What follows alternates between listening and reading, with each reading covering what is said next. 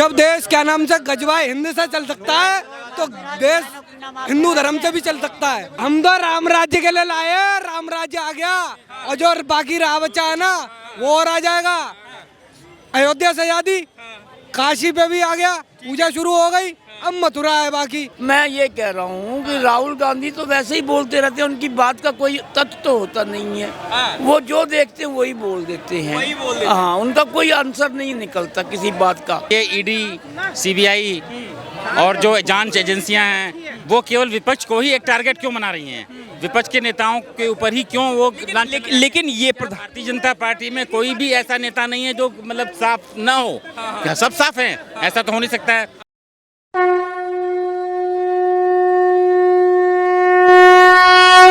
नमस्कार, स्वागत है आप सभी का जनता दरबार में। मैं हूं आपके साथ शिवशंकर उपाध्याय। प्रधानमंत्री नरेंद्र मोदी ने 2008 पूर्व प्रधानमंत्री मनमोहन सिंह के एक बयान को लेकर इस समय सियासत गरमाई हुई है। पूर्व प्रधानमंत्री मनमोहन सिंह के बारे में जो उन्होंने कहा था कि देश के संसाधनों पर पहला अधिकार मुसलमानों का है, और इसी को बात करते हुए जब उन्होंने इस बार अपने जनसभा में बात की, इसके बाद से मुद्दा गरमा गया है कि क्या प्रधानमंत्री नरेंद्र मोदी देश विरोधी या कहें कि मुस्लिम विरोधी बताने की उनको साबित करने की कोशिश की गई है। इस पे जनता की क्या कुछ राय है, आइए जान लेते हैं, बात करते हैं। क्या नाम हुआ आपका? दीपक जेटली। ये बताइए कि अभी एक बयान आया है, प्रधानमंत्री मोदी ने मनमोहन सिंह के बयान को दोहराया, कहा कि देश के संसाधनों पर कांग्रेस चाहती थी कि मुस्लिम का राज हो। आपका क्या मानना है, सही किया? नहीं। मनमोहन सिंह ने बयान दिया था कि अल्पसंख्यकों का राज हो, मुस्लिम का नहीं। तो ये बयान मनमोहन सिंह ने दिया था, दोहा में अधिवेशन हुआ था। लेकिन अब ये कहा जा रहा है कि दोहा में एक साउथ अरबियन कंट्री में अधिवेशन हुआ था, वहाँ मनमोहन सिंह ने बयान दिया था। अच्छा।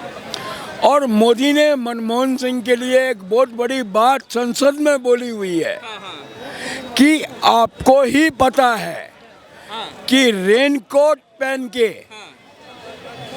बाथरूम में कैसे नहाया जाता है। ये मोदी ने मनमोहन सिंह के लिए संसद में बयान दिए। अच्छा। कि अभी ये कहा जा रहा है कि नरेंद्र मोदी जो है मुस्लिम विरोधी हैं, क्या कहोगे इस पे? सर, अभी एक डेढ़ महीना पहले UAE, यूनाइटेड अरब अमीरात, उनके सुल्तान अब्दुल नहान, उन्होंने 27 एकड़ जमीन UAE में अलॉट की एक हिंदू मंदिर बनाने के लिए, और हमारे मोदी जी UAE में उस मंदिर का उद्घाटन करने गए हैं। तो मुस्लिम विरोधी नहीं है सर।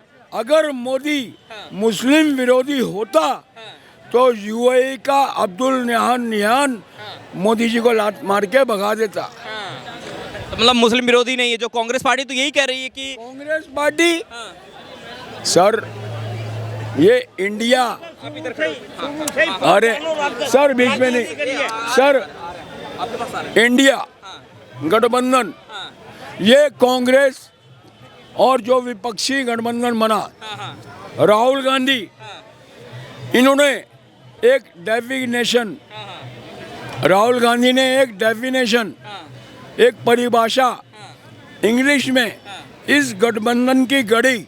अच्छा। वो घड़ी इंडिया डेवलपमेंटल, अरे sir, India developmental INDIA, inclusive, यही तो है India developmental, India national developmental inclusive alliance.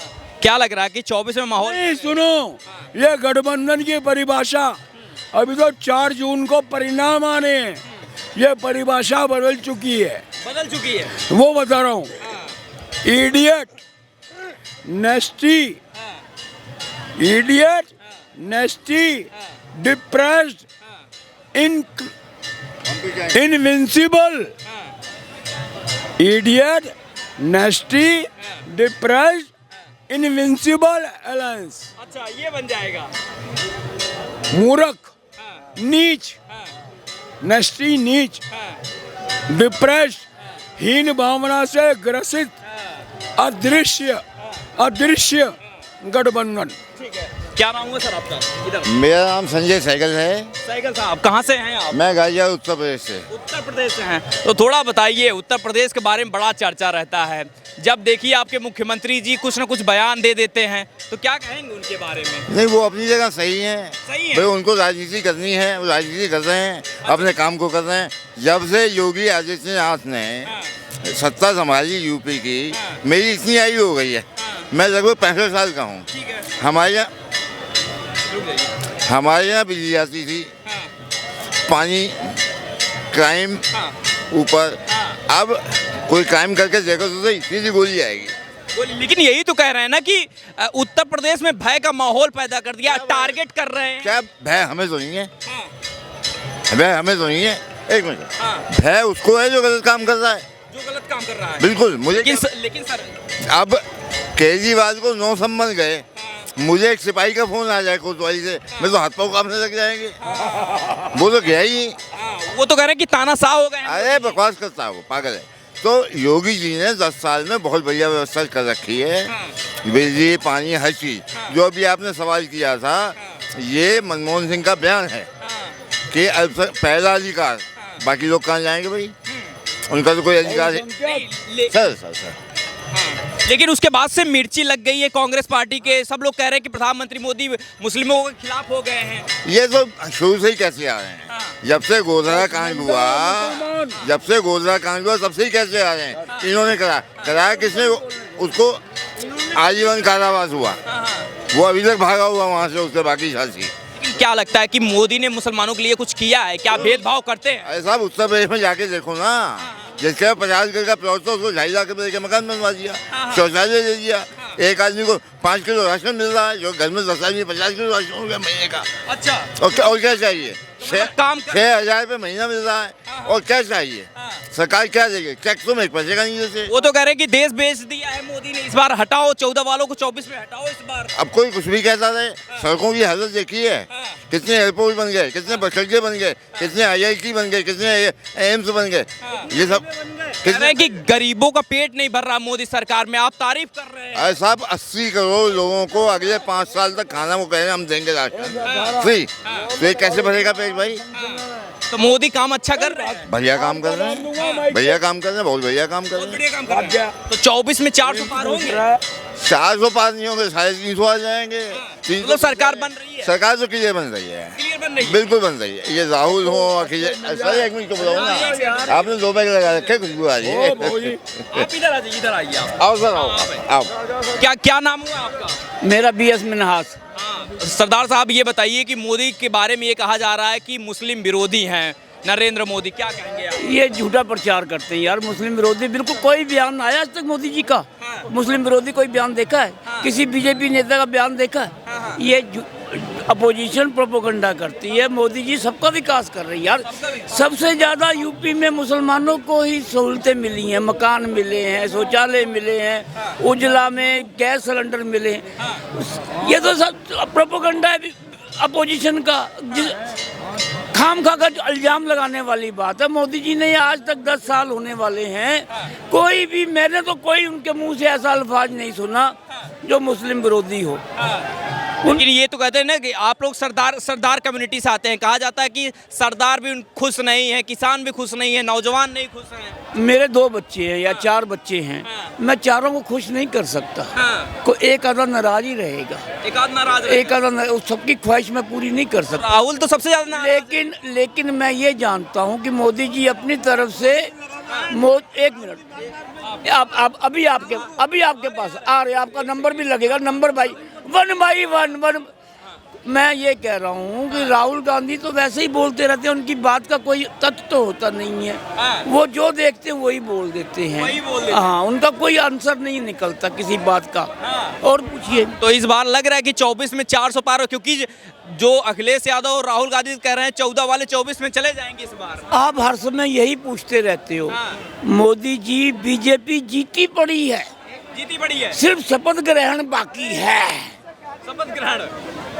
Rahul Gandhi का क्या होगा? राहुल गांधी अपोजिशन में बैठे, अपोजिशन अगर में? जीतते हैं तो अपोजिशन में बैठे। अपोजिशन भी चाहिए हमको। अपोजिशन। लेकिन विपक्ष भी तो कमजोर कर रहे हैं, मोदी जी तानाशाह हो गए हैं। अपने दम पे जीत के आए विपक्ष। नहीं, तानाशाही कोई नहीं है यार, ये सब झूठा इल्जाम है। मैंने अभी कहा है ना कि झूठा इल्जाम लगा रहे। तानाशाही कहाँ की है? कोई तानाशाही नहीं। विपक्ष वाले को बोलने नहीं दे रहे हैं। विपक्ष बोलता है, विपक्ष गालियां दे रहा है। केजरीवाल देते हैं, केजरीवाल को देते हैं तो उनको जेल में बंद करा विपक्ष तो गालियां दे रहा है। विपक्ष तो गालियां दे रहा है यार मोदी जी को। रोज 1 क्विंटल गाली देता है।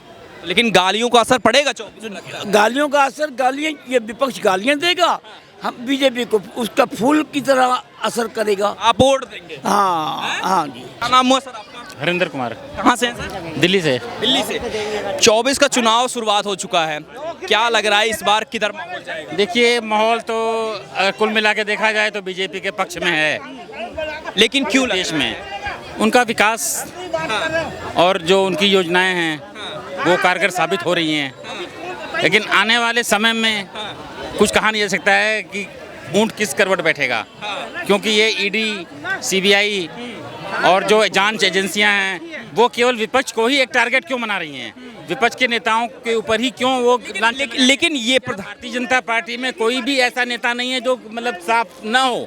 क्या सब साफ हैं? ऐसा तो हो नहीं सकता है। सत्ता पक्ष में जांच भी तो नहीं रुकी है ना किसी की, ऐसा कि एजेंसियां रुकी हैं। लेकिन अब आप यहीं देखो, जो इसके पहले जो योजनाएं थी वो लागू हुई, दिल्ली में भी योजनाएं चल रही हैं, लेकिन अनर्गल केजरीवाल को जेल में बंद कर देना या उसको प्रूफ न मिलना और बंद करके आप केवल चुनाव तक के लिए ये सब कुछ किया जा रहा है। उसके बाद ऐसा नहीं होगा। आपको लगता है कि केजरीवाल को जानबूझकर फंसाया गया है? बिल्कुल फंसाया गया है जी। लेकिन तो कोर्ट की कार्रवाई चल रही है। कोर्ट का जब नहीं जाएगा देखा कोर्ट पे भरोसा करना चाहिए। कोर्ट बिल्कुल भरोसा किया जा रहा है। अगर भरोसा नहीं करते तो वो जेल में क्यों रहते? अभी वो अंदर अपनी इंसुलिन की मांग कर रहे हैं लेकिन उनको नहीं दी जा रही है। ये तो कोर्ट जाने और केजरीवाल जी को पता होगा कि उनको इंसुलिन दी जाती है या नहीं दी जाती है। हम आप तो केवल टीवी के एक माध्यम से समाचार देख के बता सकते हैं। लेकिन आने वाले समय में जो माहौल बन रहा है वो भारतीय जनता पार्टी के पक्ष में बन रहा है। 90% उम्मीद जो है कि 2024 में प्रधानमंत्री दोबारा नरेंद्र मोदी बनेंगे। लेकिन विपक्ष में एकता इसलिए नहीं बैठती है कि विपक्ष टूट चुका है। टूट चुका है। तो मोदी के सामने में आपको लगता है कि कुछ काम हुआ है कि नहीं? विपक्ष वाले कहीं ठहर रहे हैं? नहीं, विपक्ष तो कहीं नहीं ठहर रहे हैं। विपक्ष कहीं नहीं ठहर रहे हैं। मोदी ने जो कार्य किया है वो सबको नजर आ रहा है। अच्छा। चाहे अपने देश में हो, चाहे विदेश नीति हो। हमारा विदेश में कितना नाम ऊंचा ये भी जनता देख रही है, और जो देश में काम हो रहा है वो भी जनता देख रही है। तो आप मोदी को आप मानते हैं कि एज ए प्राइम मिनिस्टर वो ज्यादा बेटर कैंडिडेट हैं या? बिल्कुल बेटर कैंडिडेट हैं, 100% बेटर कैंडिडेट। राहुल गांधी तो बिल्कुल ही अभी डल हैं इस समय, बिल्कुल डाउन है। इतनी बड़ी यात्रा किए हैं, बड़ी यात्रा की है। केवल यात्रा करने से ही इंसान की इंसानियत नहीं बन जाएगी। क्यों नहीं पसंद? आप धर्म को, आपको जब धर्म का न्योता देते हैं राम मंदिर आप आओ तो आप कहते हो जी नहीं, क्यों नहीं आओगे भाई? क्या आप हिंदू नहीं हो या आप राम को नहीं मानते हो? आप ये कह दो कि हम राम को नहीं मानते हैं। पूरा देश राम भगवान को, पूरा देश का राम भगवान है, किसी एक व्यक्ति का नहीं है, पूरे समाज का है, पूरे हिंदुस्तान का, पूरे विश्व के हैं वो। लेकिन कांग्रेस वालों को जो नेता देता है वो क्यों कहते हैं, विपक्ष वाले क्यों कहते हैं कि हम नहीं जाएंगे मंदिर? लेकिन आपको क्या समझ में आया कि राम मंदिर क्यों नहीं गई? ये एक राजनीतिक प्रपंच है और कुछ नहीं है। ये राजनीतिक षड्यंत्र है इनका। राम के मंदिर में दर्शन करने से क्या नुकसान हो जाता? क्या नुकसान हुआ? कोई नुकसान नहीं होता है। मिलती इनको तो क्या दिक्कत है, क्यों नहीं गए राहुल गांधी? मुसलमानों का वोट चाहिए उनको। उनकी अगर उनको मुसलमानों का वोट नहीं लेना होता तो वो वायनाड नहीं जाते चुनाव लड़ने के लिए, वो अमेठी से ही लड़ते। अभी तक क्यों नहीं लड़े? अभी तक उनको कोई कैंडिडेट नहीं मिला यूपी में। वायनाड की तो भाषा भी नहीं जानते, तो कई जानते हैं, लेकिन मुस्लिम क्षेत्र है वो, वहाँ मुस्लिम वोटर हैं, वो मुस्लिम वोटर इनके समर्थक हैं। अच्छा। और ये कहते हैं कि मुस्लिम वोटर हमारे समर्थक, बीजेपी के कहते हैं कि हिंदू वोटर इनके समर्थक हैं। तो आप मुस्लिम और हिंदुओं को बांट लीजिए, कितने परसेंटेज है उस हिसाब से बीजेपी में प्रधानमंत्री नरेंद्र मोदी बनेंगे आने वाले 24 में। तो इंडिया अलायंस का क्या होगा? इंडिया अलायंस बना रखा है। इंडिया अलायंस जो है जैसे समुद्र में मछली तड़पती रहती है वैसे तड़पते रहेंगे आगे भी। धन्यवाद। क्या नाम हो भाई आपका? मेरा रियाज हुसैन। रियाज हुसैन। रियाज हुसैन, क्या कह रहे हो? अभी मोदी जी कहा जा रहा है कि मुस्लिम विरोधी हैं, क्या कहोगे? है वो तो है? हाँ, कैसे है? जात पात पे लड़ाई दंगे कराते हैं और क्या कितने दंगे हुए? हुए हैं और क्या आपस में लड़ाया जाता है। कैसे लड़ाया जाता है, भाई आप महंगाई का तो ध्यान भटकाते हो, महंगाई कहाँ जा रही, महंगाई पे ध्यान दो ना आप तो। मैं 400 की टंकी 1200 की, और 50 का तेल 120 का, तेल का जो 80 रुपए किलो था 200 चला गया, अभी 150 का खा रहे हैं, 120 का खा रहे हैं। ये ध्यान तो किसी कोई देता ही नहीं है। देश की तरक्की पे ध्यान मत दो, महंगाई पे ध्यान दो बस। आलू, दाल, चीनी, पेट्रोल, इन सब के लिए लाए थे क्या मोदी जी को? इन सब के लिए लाए मोदी जी को? हम तो राम राज्य के लिए लाए, राम राज्य आ गया और जो बाकी रहा बचा है ना वो और आ जाएगा।